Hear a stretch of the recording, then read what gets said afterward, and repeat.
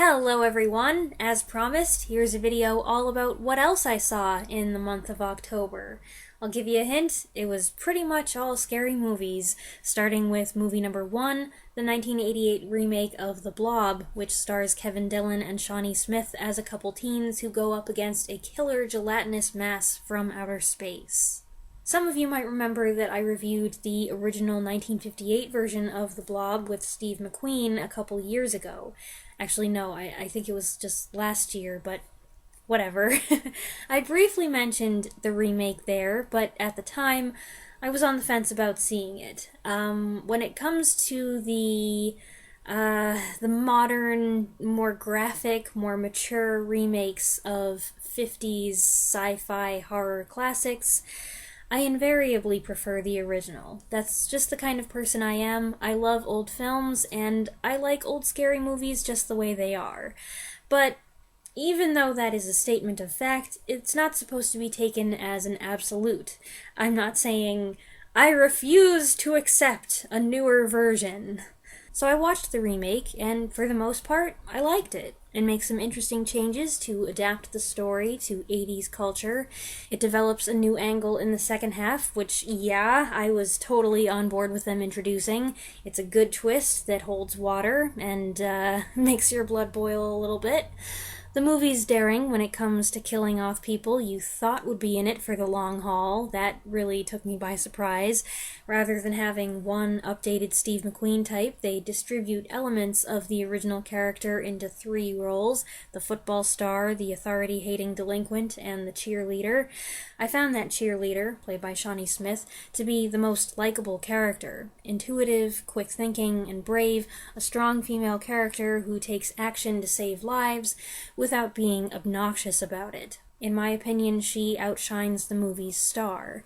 I appreciated the various nods to the original, which I've seen many times, but also the various ways it diverges and becomes its own thing. I think its biggest weakness is that it has a slow start, mainly showing teenagers being dumb, which, bleh, I'm not a fan of that. The kill scenes, especially in the first half, are very creative and impressive, with great makeup effects. A couple characters are eliminated in fantastically horrific fashion. The design and creature effects are good too, making the Blob a bigger, faster, more sinister entity. There are just a few visual effects that don't look quite so smooth and convincing. A few of you may have assumed that this movie would be too gory for me, but while I am selective about some things, I'm aware of what I can handle when it comes to graphic content and body horror type things, and this didn't cross the line. While it is shocking and gross, it's just unrealistic enough to keep things more entertaining than nightmare-inducing. It icked me out, but it didn't go too far and turn it into a bad time. I didn't feel sick. That said, I'm not including any really yucky images in this mini-review out of respect for more sensitive viewers. I was disturbed more by having to watch the attempted date rape scene, something I could have done without, though at least it had a satisfactory outcome. And the other thing I didn't like was the final scene. I thought it was a stupid ending tacked onto an otherwise good film. I see people argue sometimes about which movie is better, as if to insinuate that either you like the 1958 film or you like its 1988 remake.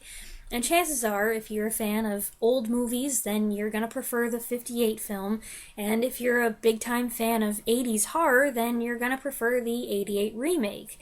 But really, it doesn't have to be one or the other, because while there are things they have in common, in execution, they are two completely different animals.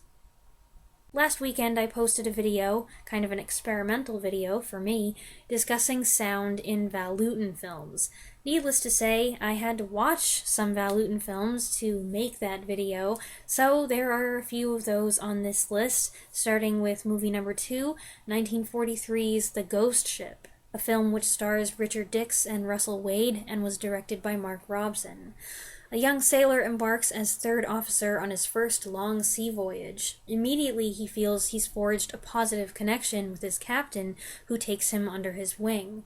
But when a couple of disturbing incidents occur, he begins to question the captain's competency, and then to fear that the captain, obsessed with maintaining absolute authority over his men, may have it out for him.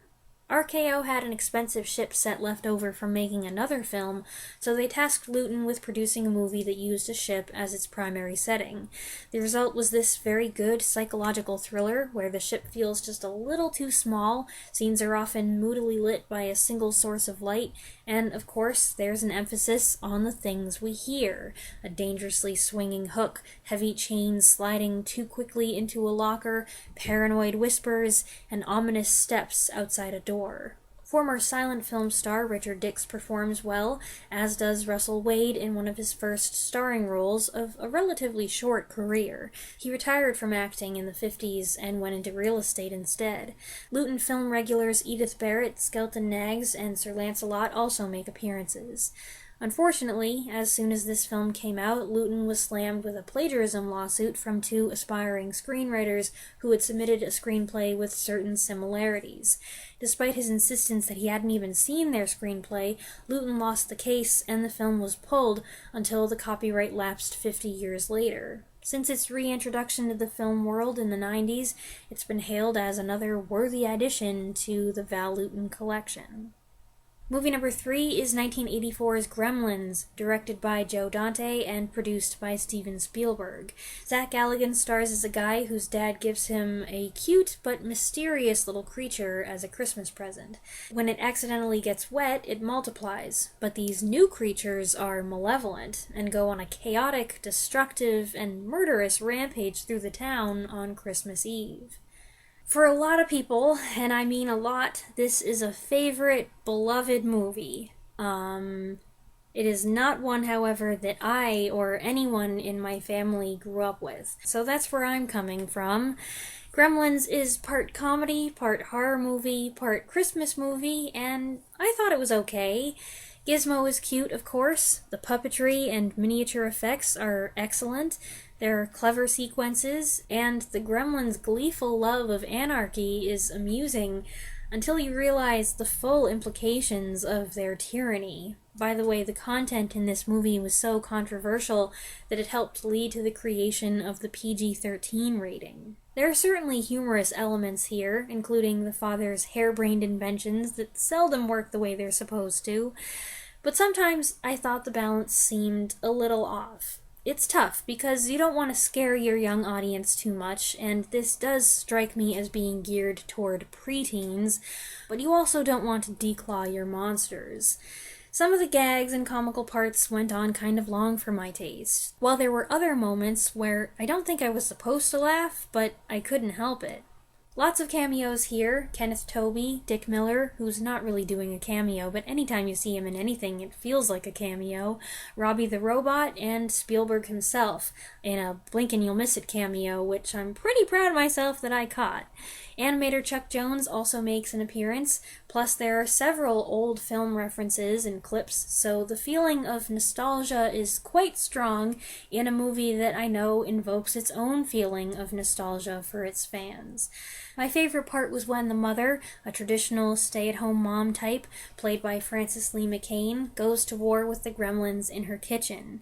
That was a great scene. Don't underestimate a mother trying to defend her family and her home. Movie number 4 is 1946's Bedlam, another Val Luton film directed by Mark Robson, which stars Anna Lee as a headstrong actress who tries to advocate for reform at Bedlam Mental Asylum to prove a point to her benefactor, only to find herself committed by the machinations of Boris Karloff's head apothecary. I think I'd seen some of this film before as part of a marathon of Luton films. Set in 1760s England, it's a bit wordy and drawn out for what you might expect it's going to be like, and it has more politics than I'd anticipated, Tories versus Whigs, rights of man, age of reason stuff, but it certainly delivers on memorable imagery. I can't quite disagree with her enemies that Annalee's character's arch conceit needs to be taken down a peg or two, although certainly I disagree with the methods. But even if you don't warm up to her that much, Karloff's toadying and sadistic antagonist keeps you on her side. There's a noteworthy scene where Karloff forces a group of inmates to perform at a wealthy dinner. One young man is thickly gilded, and the rich just laugh as the boy struggles and eventually collapses from lack of oxygen. Karloff is disturbingly cool as he gives his twisted reasoning that the boy has died, by his own hand because he tried to breathe. The way the mad inmates are depicted here, I think, is tasteful and effective, establishing a culture that reminded me of Todd Browning's Freaks or Fritz Lang's M, with outsiders turning to vigilante justice. I won't give it away, but the ending is very satisfying. Movie number 5 is 1957's The Invisible Boy, a science fiction film in which the supercomputer a boy's father has built turns out to be more powerful than its inventor realized. Philip Abbott plays the father, and Richard Eyre plays young, ambitionless Timmy, who suddenly turns brilliant after being left alone with a computer for a couple hours. The other featured character is the aforementioned Robbie the Robot, who had just made a successful debut the previous year in Forbidden Planet, voiced in both films by Marvin Miller. The robot was so popular that MGM brought it back for this film, and there's quite a tangent where Timmy repairs Robbie and becomes its master, and Robbie helps Timmy become invisible and play pranks on people. At least, it's a tangent if what you were expecting was a rather darker picture about a computer gaining the power of independent thought and figuring out how to use humans to achieve its evil purposes, which you know was the draw for me here. It's an interesting film, being a somewhat early iteration of that theme. I do think it's held back by some sillier moments, including Invisible Timmy being in his parents' bedroom when they think they're alone together, yikes.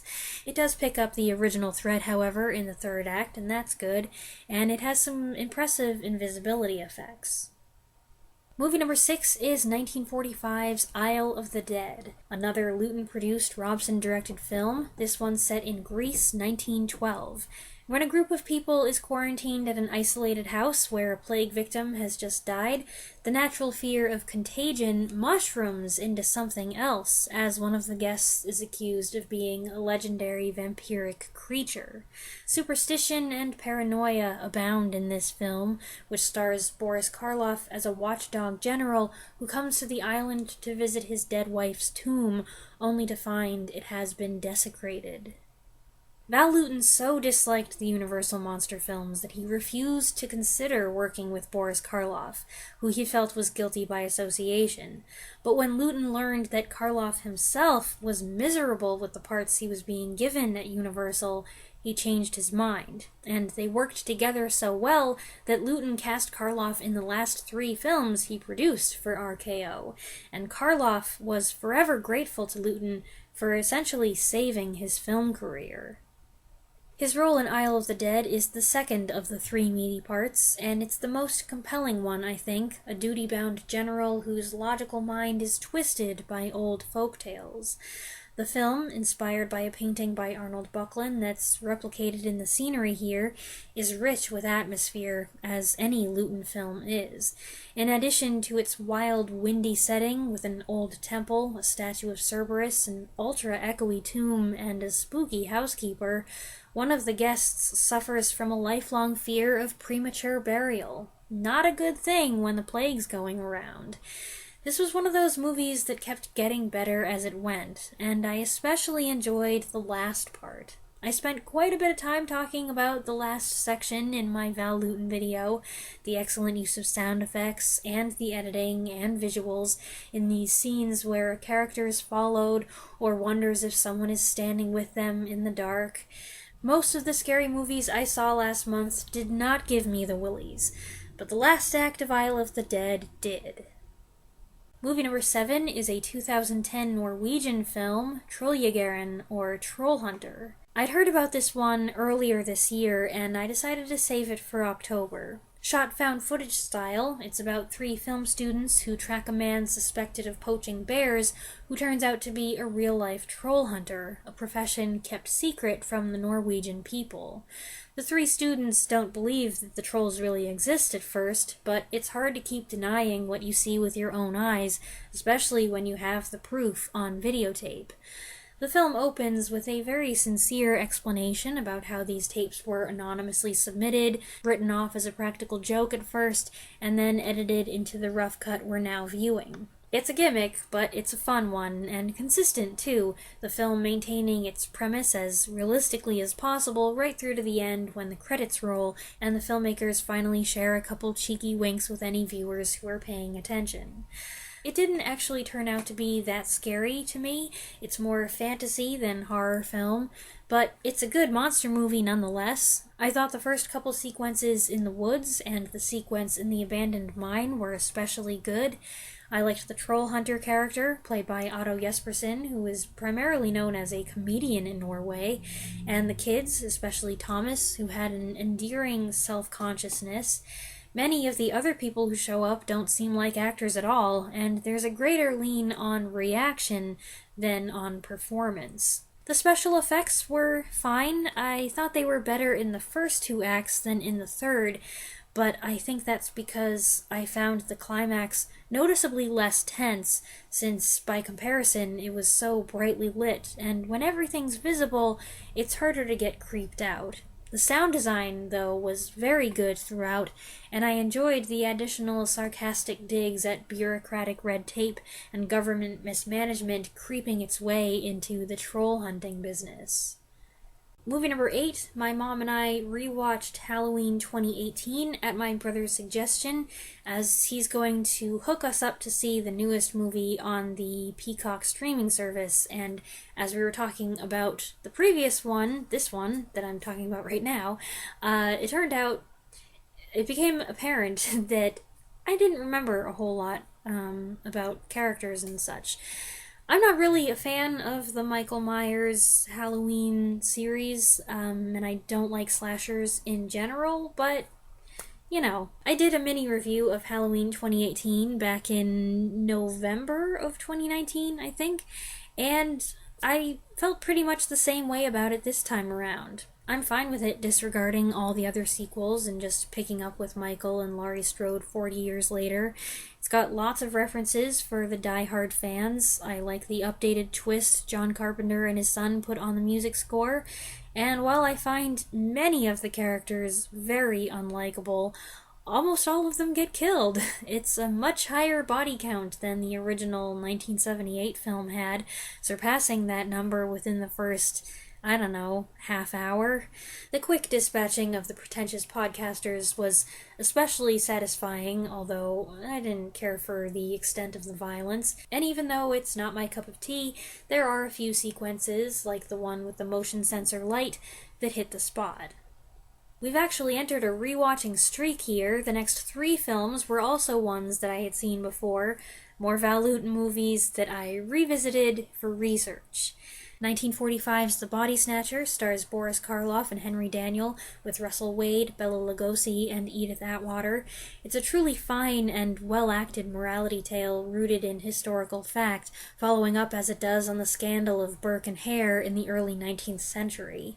Personally, I think it's one of the best Lewton films, with early direction from Robert Wise, who'd go on to direct some very big films. It has elements of a film noir, despite being a historical horror piece. Karloff's cabbie is a very creepy character, his best work of the 3 Lewton films he did, in my opinion, and you feel sympathy for Henry Daniell's character in spite of the dark shadows that haunt and compel him.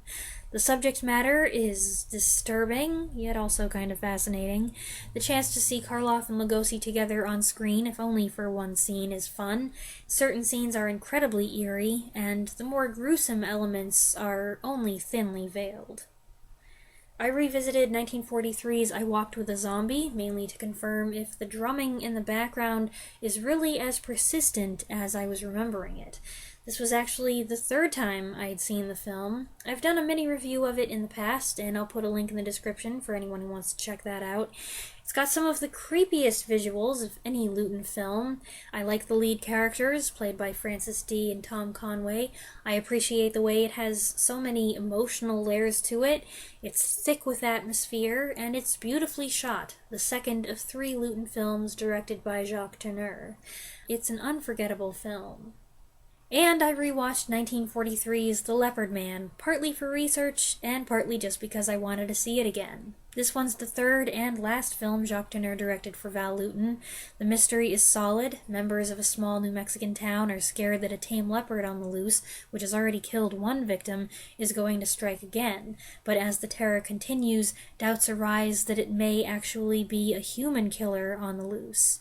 It truly excels, I think, in the scenes where potential victims find themselves alone in the dark and the silence, jumping at every sound and fearing for their safety. The entire sequence where a girl, afraid of the dark, reluctantly goes out at night to buy a sack of cornmeal for her father's dinner is about as perfect as you can get. I was shocked the first time I saw it, and I've never forgotten it since, which is why I heavily featured it in my Val Luton video. And the last movie I saw in October was number 12, 2004's Secret Window, a dark psychological thriller that stars Johnny Depp as a reclusive writer who's living alone with his dog in his lakeside cabin when a stranger shows up at his door accusing him of stealing his story. The man demands proof that Depp wrote his story first, making threats that become increasingly more aggressive. Being accused of plagiarism is any writer's worst nightmare, since that's something that can completely destroy your career. Unless you're one of the beautiful people, and then you can probably get away with it. This film was based on a story by Stephen King, and it's one of those rare occasions where I like the whole thing. It does get weird, but it's a fitting weirdness that has its own satisfying logic to it. And the tension and paranoia at play here are all the more convincing for having been written by a famous and prolific author who's probably been faced with similar crazy accusations.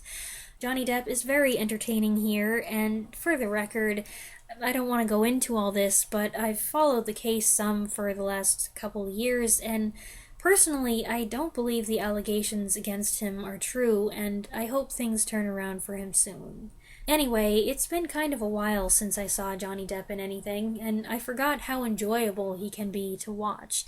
His character is relatable in some ways, not in others, and things change in interesting ways as the story progresses. Directed and adapted by David Koepp, I can't speak to how well it keeps pace with the original story since I haven't read it, but it was mind-bending without being confusing. You could tell that something was up, but it wasn't entirely predictable, and visual elements like camera movement, photography of the house, and well-placed special effects helped maintain tension throughout. And as twisted as things got, sometimes uncomfortably so, I really enjoyed the ending and the way it put the last piece in the puzzle. Good stuff. That's just about everything I saw in October, except my parents and I are still making our way through Colditz and enjoying it very much. We're about halfway through the second season, so we're almost done, really. We're taking our time with it, obviously, only watching 2 episodes a week, but I kind of enjoy that pace. It makes it easier to remember individual storylines without everything just running together. I hope you enjoyed the list this time. If you're not a fan of scary movies, but you watched the video anyway, thank you, I really appreciate that, and next time I promise it won't just be all scary movies. Let me know what you think of these films, if you've seen any of them, in the comments below. There is a list of the films as usual in the description, and I'll be back next time with another review. Thanks for watching.